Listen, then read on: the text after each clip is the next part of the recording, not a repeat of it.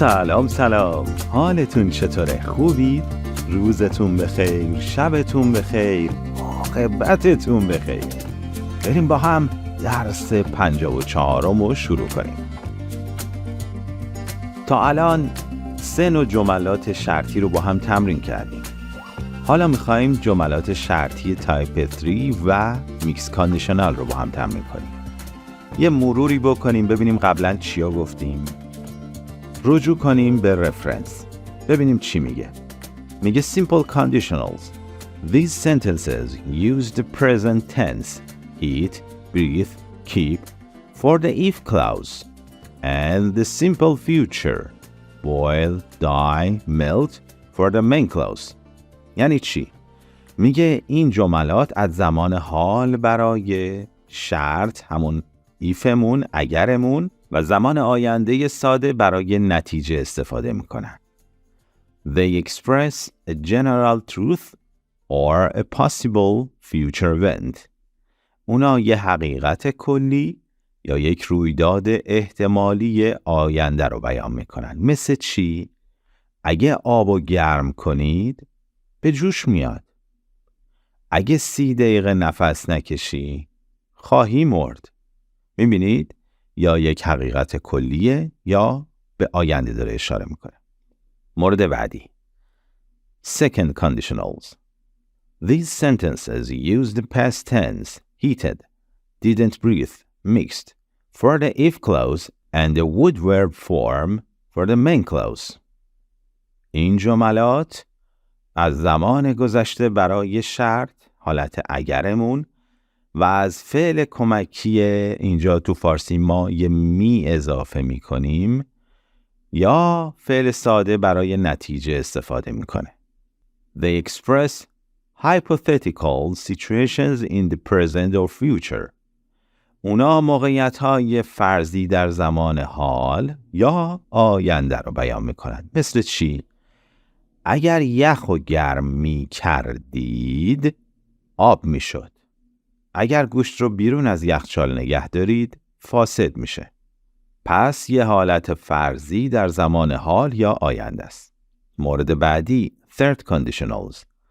These sentences use the past perfect tense had needed, had stopped for the if clause and the would have verb form for the main clause. They express hypothetical situations in the past. این جملات از زمان گذشته کامل برای قسمت شرط جمله و از فعل کمکی می و فعل ماضی استمراری برای نتیجه استفاده میکنه. اونا موقعیت‌های فرضی در زمان گذشته رو بیان میکنن. مثل چی؟ اگه یه سیب و بالا میانداختید پایین میافتاد. اگه آب و روغن رو با هم مخلوط میکردید روغن روی آب شناور میشد. درسته؟ حالا میخوایم بریم سراغ Mixed Conditionals. Some sentences combine different tense forms, such as if I needed a coffee maker, I would buy one. میگه برخی جملات از زمانهای مختلف برای شرط و نتیجه استفاده میکنن. مثل چی؟ اگه به قهوه جوش نیاز داشتم یکی میخریدم. در واقع ترکیبی از نوع دوم و سوم شرطی. یا if he decreases my salary, I may resign. اگه حقوقمو کم کنه ممکنه استعفا بدم. ترکیبی از حال و شرطی نوع دوم. خب در شرطی نوع 3 برای بخش شرطمون از ماضی بعید یا past perfect استفاده میکنیم و برای جواب شرط از آینده در گذشته کامل یا چی؟ would, could, might یکی از اینا به علاوه have به علاوه past participle استفاده میکنیم. به ترجمه این جمله توجه کنید. اگر احتیاط کرده بودید تصادف نمی کردید. جمله شرط و جواب شرط هر دو در گذشته قرار دارند و در مورد اتفاقی صحبت میکنیم که در گذشته رخ دادن. 2 روز پیش، 2 ماه پیش یا چند سال پیش. احتمال وقوع فعل دیگری غیر از اون چه اتفاق افتاده 0%، چون قبلا اتفاق افتاده و تموم شده. اما توی میکس کاندیشنالز به این شکله که جمله شرطی رو از نوع 3 برداشت میکنه و جواب شرط رو از جمله شرطی نوع 2 میگیره. برای همینم بهش میگیم میکس، چون از ترکیب 2 نوع شرطی ساخته میشه. اینجوری هم ترجمهش میکنیم: اگه به نصیحت من گوش کرده بودی، الان این همه دردسر نداشتی. احتمال وقوع در این نوع جملات هم 0%. چرا؟ چون کار از کار گذشته رفته دیگه. نمیشه تغییرش داد. خب بریم وارد درس بشیم، تمرین کنیم، متوجه میشیم بیشتر. اگه به آب حرارت بدی، جوش میاد. If you heat water, it boil. اگه برای 30 دقیقه نفس نکشی، خواهی مرد. If you don't breathe for 30 minutes, you will die. اگه یخ و حرارت بدی، ذوب میشه. If you heat ice, it melts. اگه گوشت رو خارج از یخچال نگه داری، فاسد میشه. If you keep meat out of the fridge, it spoils. اگر روغن رو با آب قاطی کنی، روغن روی آب شناور میشه. If you mix water and oil, oil flows on the water. اگه چراغ رو خاموش کنی، بچه جیغ خواهد کشید. If you turn off the light, the baby will scream. اگه به پسرم دست بزنی میکشمت.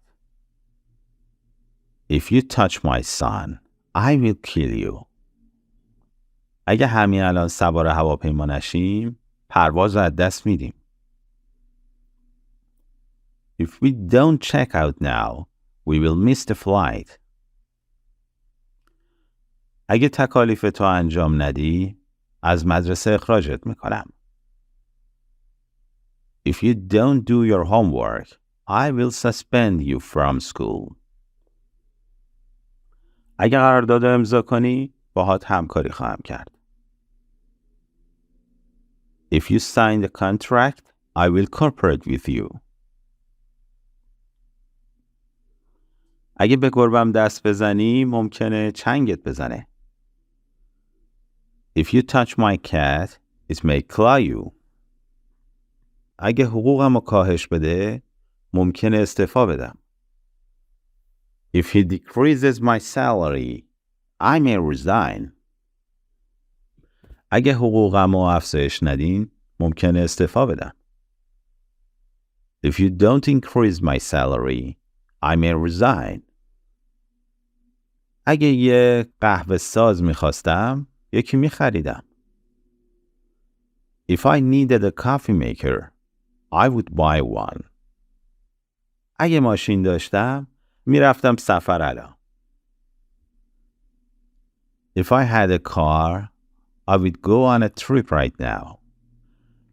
اگه یه روز مرخصی داشتم، یه مقدار استراحت میکردم. If I had a day off, I would take some rest. اگه به اندازه کافی پولدار بود، باهاش ازدواج میکردم. If he were rich enough, I would marry him. اگه یه شغل با درآمد بالا داشتم، میتونستم سفر خارجی برم. If I had a high-paying job, I could travel abroad. اگه پولدار بودم، شاید یه یتیم خونه تأسیس میکردم. If I were rich, maybe I establish an orphanage. اگه داداشم اینجا بود، کمکم میکرد. If my brother were here, he could help me. اگه الان هوا بارونی نبود، میتونستم برم پیاده روی. If it weren't raining right now, I would go for a walk. اگه تو آلمان زندگی می‌کردم، توی بانک کار می‌کردم. If I were living in Germany, I would be working at a bank. اگه اون خانم اینجا بود، بچه گریه نمی‌کرد. If she were here, the child wouldn't be crying. اگه یه توری روی پنجره بود، الان این همه حشره تو اتاق نبود. If there were a screen on the window, there wouldn't be so many bugs in the room now. اگه انرژی کافی داشتم امروز، میرفتم پارک میدویدم. If I had enough energy today, I would go jogging in the park. اگه آب اقیانوس نمکی نبود، میتونستیم بنوشیمش. If the ocean water weren't salty, we could drink it. اگه دوربینم باهام بود، میتونستم یه عکس از الکس که رو دستش وایساده بگیرم. If I had had my camera with me, I would have taken a picture of Alex standing on his hands. رو دستش وایساده. اگه خیلی تند رانندگی نکرده بود، جریمه هم نمیشد. If he had not driving too fast, he wouldn't have gotten a ticket. اگه بهم گفته بودی، استخدامش نمی کردم اون خانم. If you had told me, I wouldn't have hired her. اگه پدرتو دیده بودم، بهش گفته بودم. If I had seen your father, I would have told him. اگه حقیقتو بهم گفته بودی، جلسه رو کنسل نمی کردم. If you had told me the truth, I wouldn't have canceled the meeting. اگه مکالمه رو به خاطر سپرده بودی، معلم تو رو تنبیه نمی کرد. If you had memorized the conversation, the teacher wouldn't have punished you. اگه در رو قفل کرده بودید، دزد جواهراتتون رو نمی دزدید. If you had locked the door, the robber wouldn't have stolen your jewelry. اگه وایستاده بودم و جهت مسیر رو پرسیده بودم، به موقع رسیده بودیم. If I had stopped to ask for directions, we would have been on time.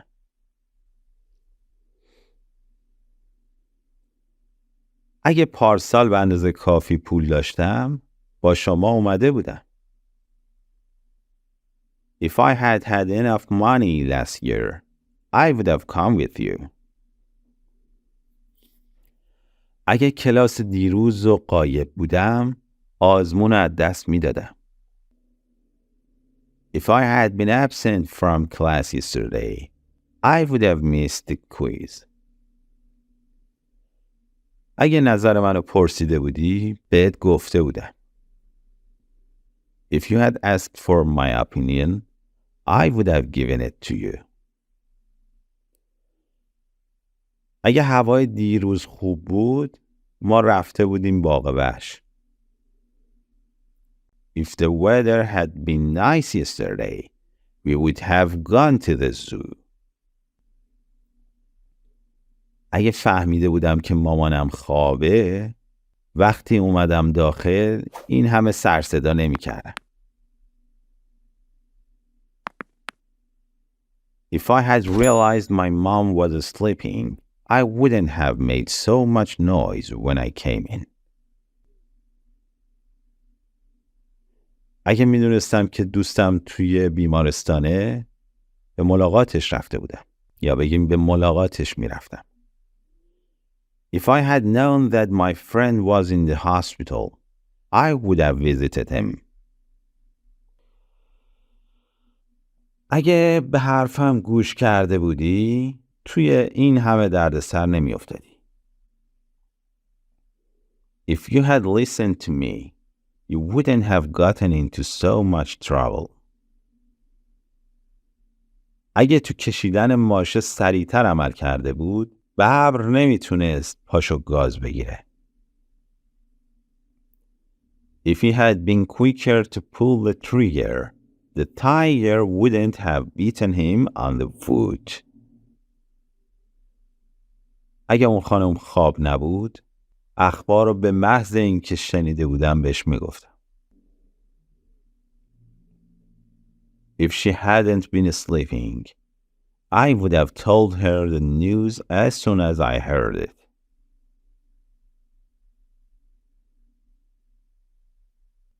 اگه ماشینتون رو اینجا پارک نکرده بودین، پلیس هم جریمتون نمی کرد.